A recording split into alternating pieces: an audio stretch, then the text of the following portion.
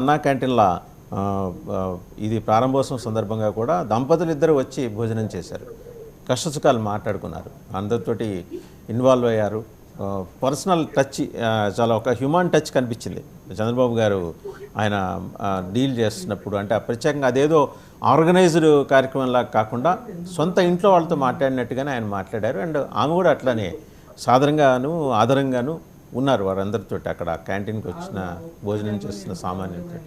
So బహుశా YCP autocratic ధోరణి నుంచి ఫ్యూడలిస్టిక్ ముద్ర నుంచి బయటపడటం కోసం భారతి గారిని ఒక సాఫ్ట్ ఉమెన్ రిప్రజెంటేటివ్గా వైసీపీ నుంచి ముందుకు తెర మీదకి తీసుకురావడం అనేది తెలుగుదేశంకి కొంచెం ఇబ్బందికరమైన పరిణామమే. ట్యాప్కి విమర్శలు చేయటమో లేకపోతే మీద పడిపోవటమో తెలుగుదేశం చేయలేకపోవచ్చేమో. ఇదేదో ఒక వ్యూహమో కట్టడిలో భాగంగానో జగన్మోహన్ రెడ్డి గారు ఇలా చేస్తున్నారని అనిపిస్తుంది. మీరేమంటారు? అండ్ ఒక చిన్న అప్పీల్ అండి, ఎవరి దగ్గర గెస్ట్ల దగ్గర వేరే సౌండ్స్ వస్తున్నాయి, దయచేసి ఒకరు మాట్లాడుతున్నప్పుడు మిగిలిన వారు మ్యూట్లో ఉండండి. రైట్, సత్యనారాయణ గారు మీరు మాట్లాడండి. Good morning sir. ముందుగా 99 ప్రేక్షకులకి, 99 యాజమాన్యానికి, డిబేట్ నిర్వహిస్తున్నట్టు మీకు ప్యానల్లో పాల్గొన్నటువంటి సోదరులకు అందరికీ కూడా శుభోదయం సార్. ఈరోజు మీరు భారతి గారి ఎంట్రీతో ఏదో మహిళలకు ప్రత్యేకమైనటువంటి స్థానాన్ని కల్పిస్తూ పార్టీని మహిళల నుంచి, అంటే ఆయన ఏదో బెంగళూరు వెళ్ళడం లేకపోతే కేసులో రేపొద్దున తిరగవలసి వస్తున్న పరిస్థితులు ఇవన్నీ కూడా ఉన్నాయి కాబట్టి భారతి గారిని ఎంటర్ చేస్తున్నారని చెప్పేసి అనుకుంటున్నటువంటి సందర్భంలో, కానీ ఇక్కడ భువనేశ్వరం గారు తెలుగుదేశం పార్టీ ఆవిర్భావం నుంచి కాకపోయినా ఆయన తెలుగుదేశం పార్టీ కష్టాల్లో ఉన్నప్పుడు, చంద్రబాబు నాయుడు జైలుకి వెళ్ళినప్పుడు అవన్నీ కూడా చాలా దగ్గరుండి పాలిటిక్స్ ని అబ్జర్వ్ చేస్తూ బిజినెస్ అంతా కూడా పక్కన పెట్టి రాజమండ్రిలోనే చాలా రోజులు ప్రజలతో మమేకమయ్యి ఫ్యామిలీ మొత్తం, భువనేశ్వరమ్మే కాదు, బ్రాహ్మణి గారు, లోకేష్ గారు, బాలకృష్ణ గారు, మొత్తం కుటుంబం అంతా కూడా ఎంత ఇరకాటలో పడిపోయామన్న పరిస్థితుల్లో రాజకీయాన్ని సేజెక్కించుకుని ప్రతిదీ కూడా ప్రతి జిల్లాలను కూడా టచ్ చేసినటువంటి సందర్భం మాకు తెలుసు సార్. ఎందుకంటే భువనేశ్వరం గారిని మేము రాజమండ్రిలో స్వయంగా కలిసినప్పుడు ఆమె మీరు ఆధారపడొద్దని చెప్పారు మమ్మల్ని.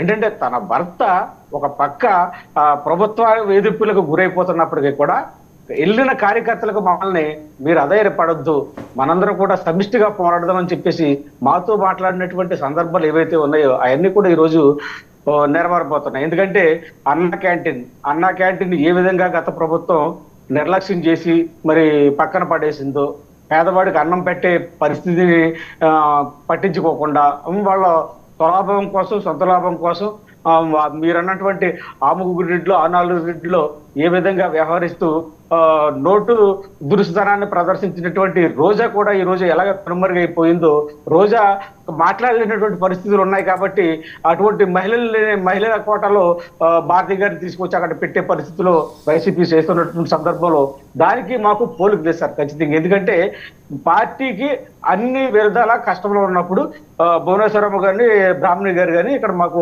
అండదండలుగా ఉంచి ముందు నడిపించే పరిస్థితులు ఉన్నాయి. కానీ ఈరోజు రాష్ట్రం ఉన్నటువంటి పరిస్థితి, ఒక పక్క ఈరోజు పారిశ్రామిక టాస్క్ ఫోర్స్ చైర్మన్ గా కూడా మరి చంద్రబాబు నాయుడు గారు మరి ఆయన ముందుకు రావడం, మరి అదేవిధంగా ఒక ప్రత్యేకమైన వ్యూహంలో అభివృద్ధి, అంటే ఇక్కడ ఈ ప్రాంతాన్ని అభివృద్ధి, ఆంధ్రప్రదేశ్ ని, అమరావతిని డెవలప్ చేయాలి, పారిశ్రామిక ముందుకు తీసుకెళ్లాలి, యువతకు ఉద్యోగ మార్గాలను ఎతకాలి. ఇదే చూడండి, నిన్న వెళ్ళారు